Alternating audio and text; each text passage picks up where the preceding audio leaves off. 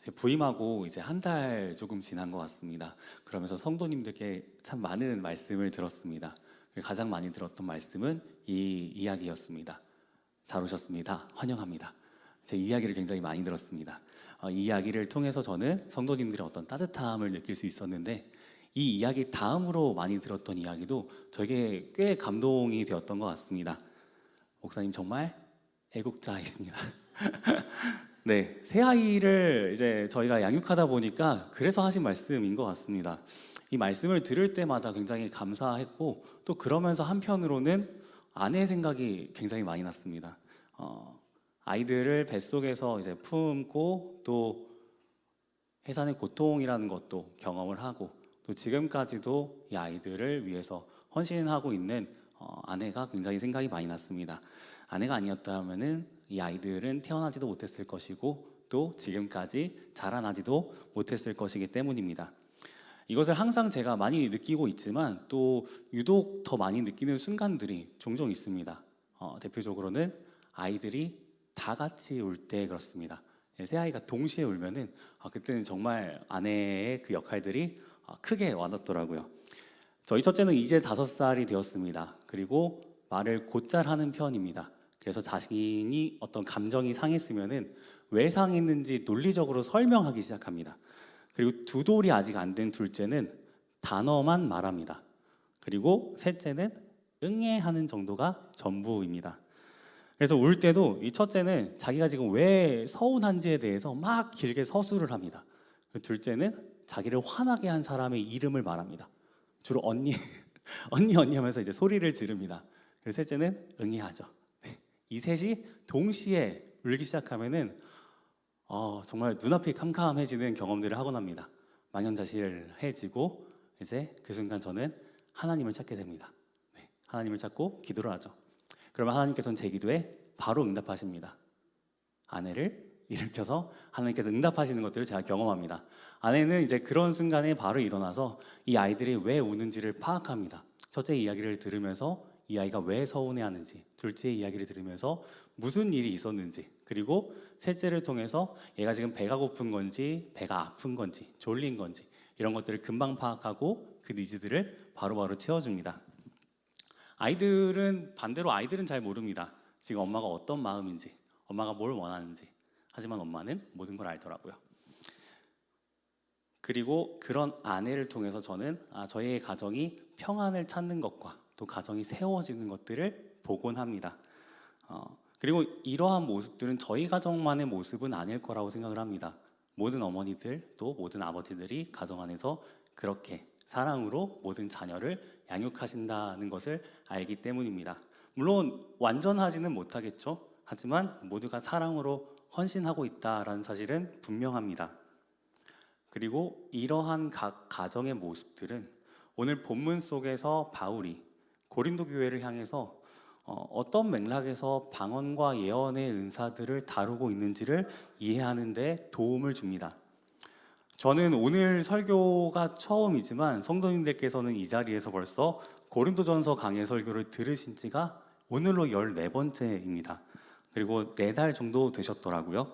따라서 제가 막 구구절절 설명하지 않아도 고린도 교회가 어떠한 교회인지 어떠한 상황에 있었는지는 어느 정도 아실 거라 생각을 합니다. 그럼에도 불구하고 짤막하게 이야기를 한다면은 고린도 교회는 이 고린도 지역의 특성상 상업적으로 굉장히 이제 발달된 도시였기 때문에 그들은 유행에 민감했고 또 그들은 성적으로 굉장히 문란한 어떤 특징들을 갖고 있었습니다. 개인의 능력과 명성이 중요했던 도시였다라고 합니다.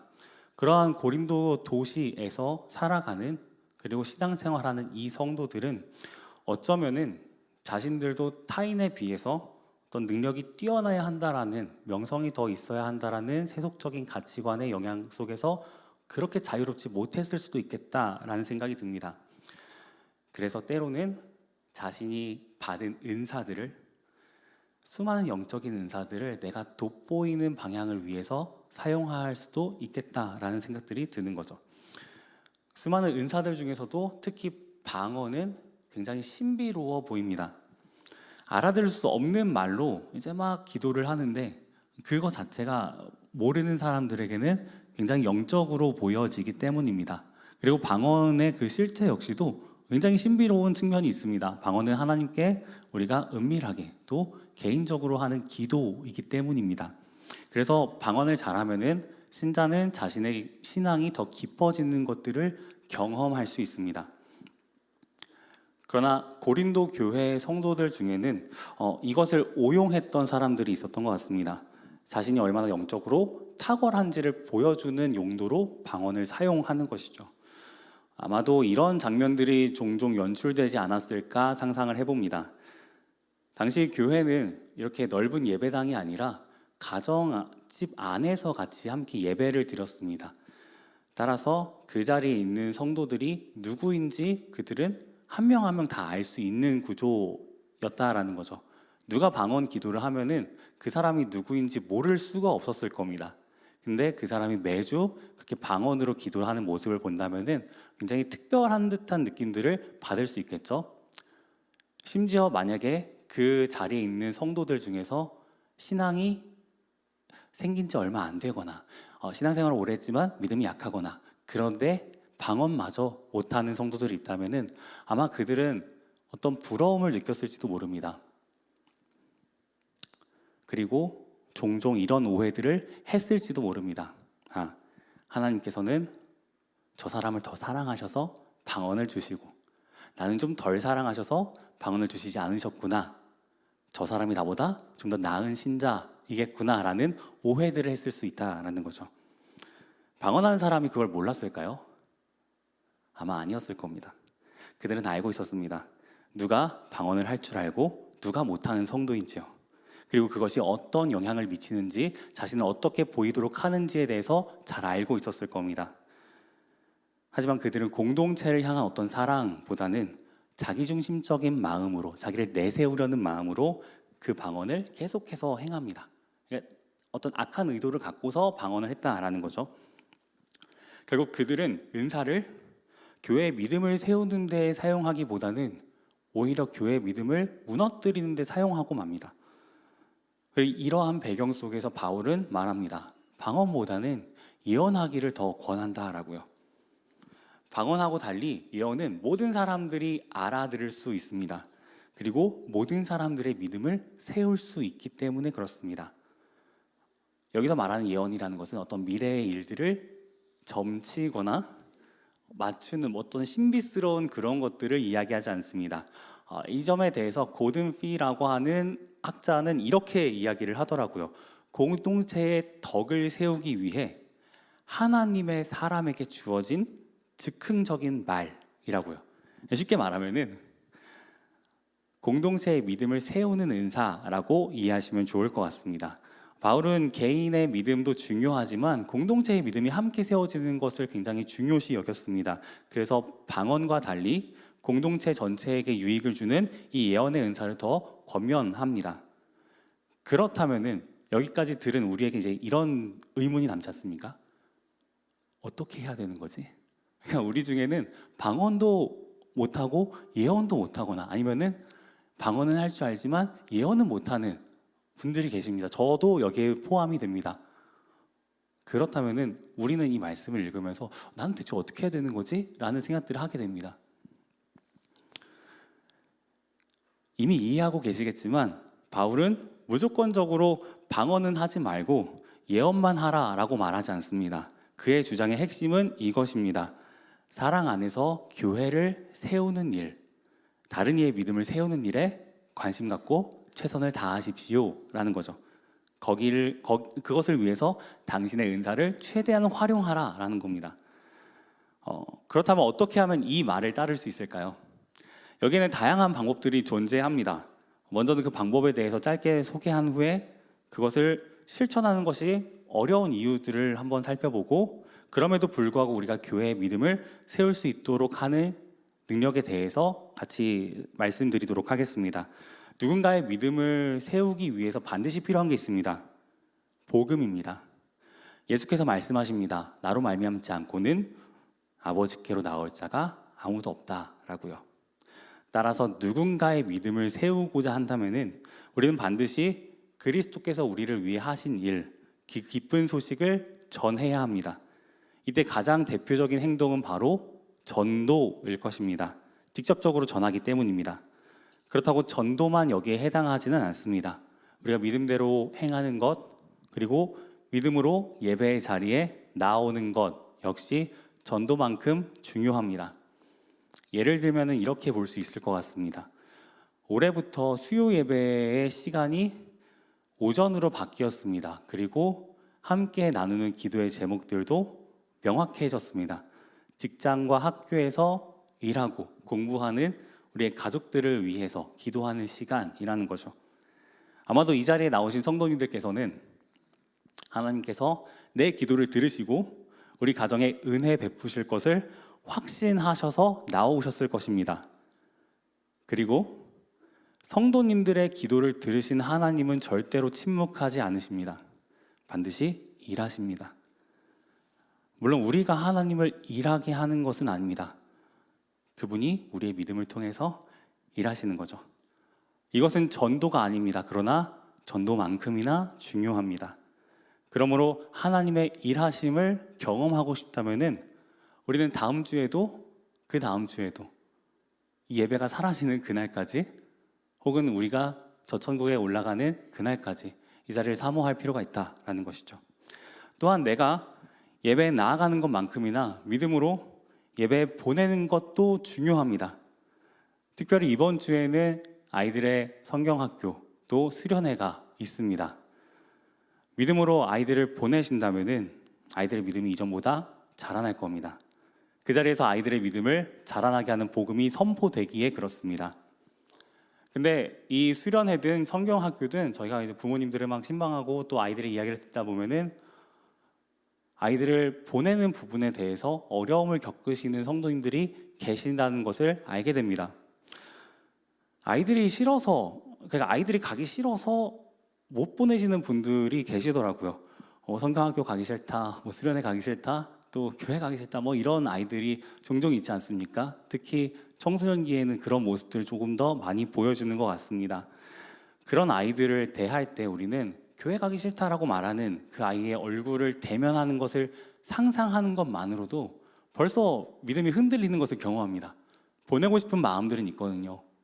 그게 좋다는 것도 알거든요. 하지만 아이와의 트러블이 생길까 두려워서 아이에게 그 말을 한 번 더 하는 것에 대해 머뭇거리는 내 자신을 보게 되는 거죠. 그리고 괜히 이 이야기 한 번 더 했다가 아이랑의 관계만 탈나는 게 아니라 얘가 괜히 교회를 더 싫어할까 봐 두려워서 말하지 못하게 되는 경우들도 있습니다. 혹은 반대로 아이들은 가고 싶어 하는데 이 아이의 학원 스케줄과 겹쳤을 때 그때도 우리는 두려움을 느낍니다. 혹시라도 이 아이가 학원에 가지 않고 수련회나 성경학교를 갔다가 성적이 떨어지진 않을까, 다른 친구들보다 조금 뒤떨어지진 않을까, 그것을 보강하는 데 더 어려움을 겪진 않을까라는 마음들이 있기 때문이죠. 그리고 이러한 종류의 두려움들은 마치 유튜브 그 알고리즘처럼 계속 우리 가운데 임하는 것을 보게 됩니다.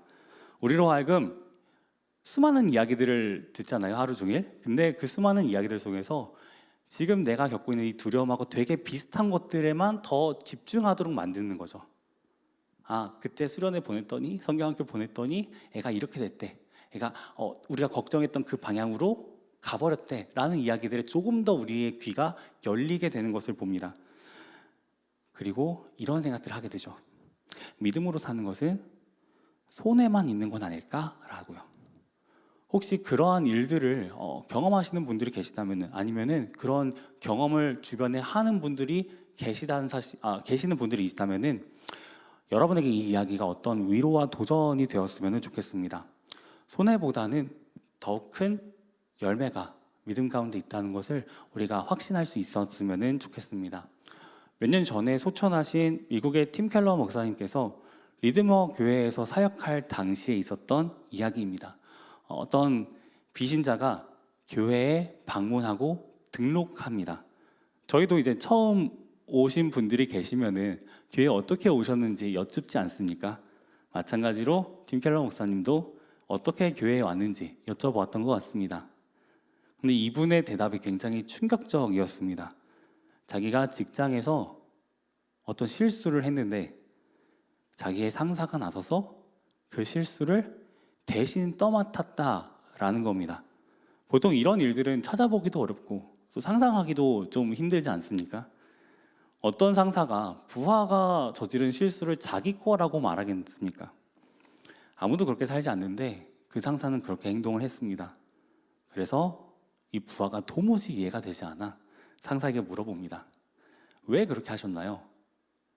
근데 상사에게 물어봐도 상사가 계속 답을 피하는 겁니다.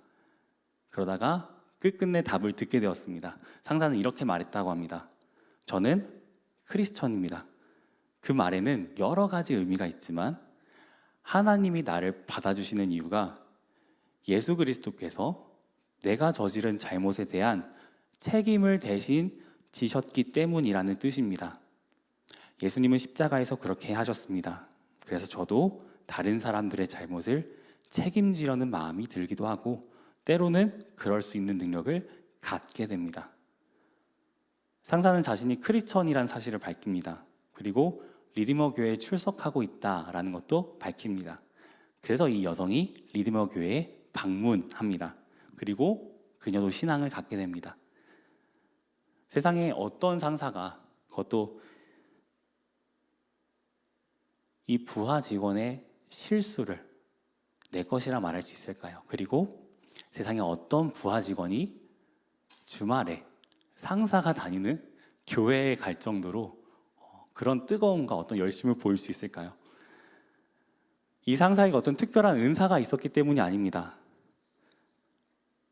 믿음 때문입니다.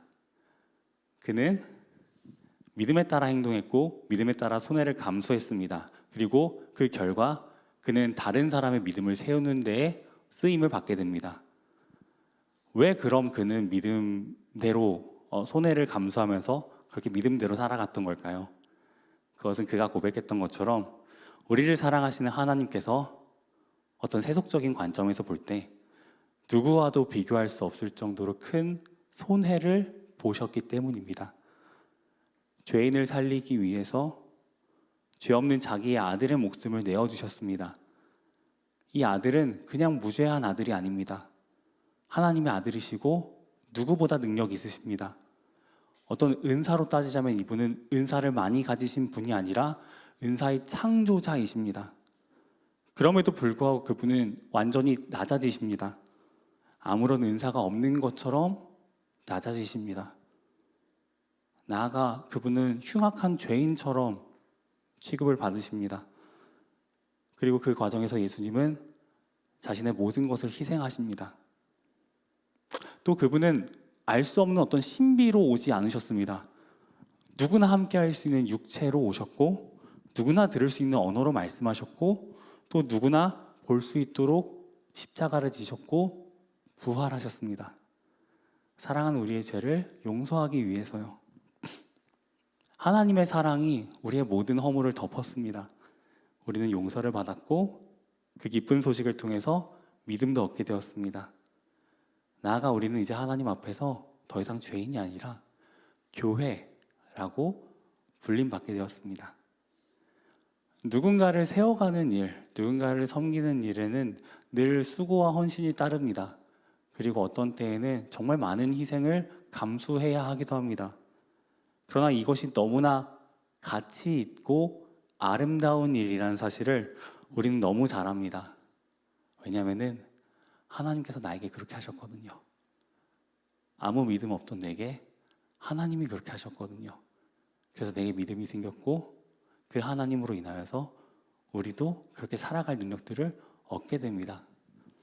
사랑하는 성도님들, 주님께서 우리를 교회 삼으시고 우리를 세워주셨습니다. 여러분의 가정 안에서 또 이 공동체 안에서 그리고 누군가를 세우는 일로 부르셨습니다. 혹 그 일이 어렵게 느껴지신다면 그때는 주님을 바라보시면 좋겠습니다. 나와 같은 자를 세우신 그 주님을 바라보며 또 주님께 은혜를 구하신다면 이 자리에 나오신 성도님들 그 기도를 주께서 모른 척하지 않으실 겁니다. 그리고 여러분의 마음에 있는 그 모든 것들을 아시고 가장 선한 것으로 이루어 주실 것입니다.